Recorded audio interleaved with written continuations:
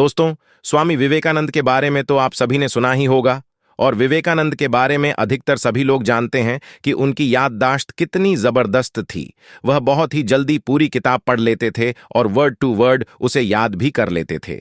कहानी कुछ इस तरह से है कि यह बात उन दिनों की है जब विवेकानंद देश भ्रमण में थे। देश भ्रमण में उनके साथ उनके गुरु भाई भी थे। देश भ्रमण के दौरान उन्हें जहां कहीं भी अच्छे ग्रंथ या किताबें मिलती थीं, वे उन्हें पढ़ना पसंद करते थे।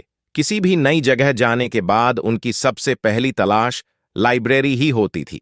एक बार की बात है, एक जगह एक लाइब्रेरी ने उन्हें बहुत अट्रैक्ट किया, तो विवेकानंद जी ने सोचा, क्यों ना यहां कुछ दिन रुका जाए। उनके गुरु भाई उस पुस्तकालय से उनके लिए संस्कृत और अंग्रेजी की नई नई पुस्तकें ला कर देते थे और विवेकानंद उन किताबों को पढ़कर अगले दिन ही वापस दे देते थे। रोज रोज नई नई किताबों को लाना और उसे अगले दिन ही वापस कर देना। यह देखते हुए उस पुस्तकालय का लाइब्रेरियन काफी हैरान और परेशान हो गया।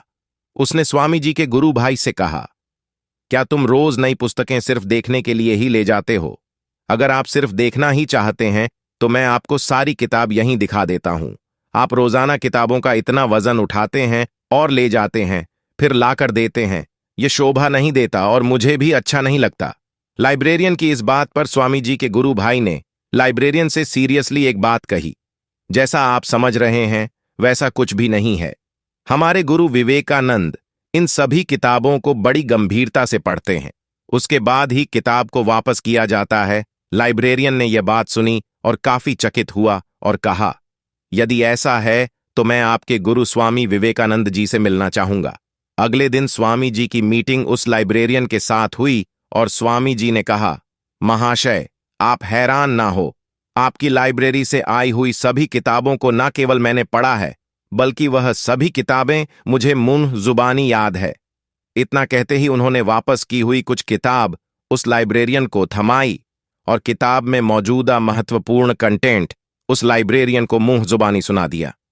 लाइब्रेरियन चकित रह गया। फिर लाइब्रेरियन ने उनके तेज दिमाग का रहस्य पूछा तो विवेकानंद बोले कि किसी भी चीज को पूरे फोकस के साथ याद किया जाए तो वह पूरी तरीके से आपकी मेमोरी में स्टोर हो जाती है।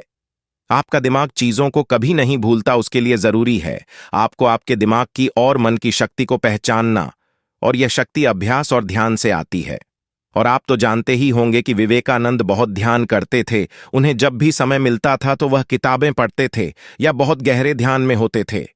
दोस्तों, स्वामी विवेकानंद की ये कहानी आपको कैसी लगी मुझे जरूर कमेंट करें, एक लाइक जरूर करें, मेरे चैनल को प्लीज सब्सक्राइब करें। धन्यवाद।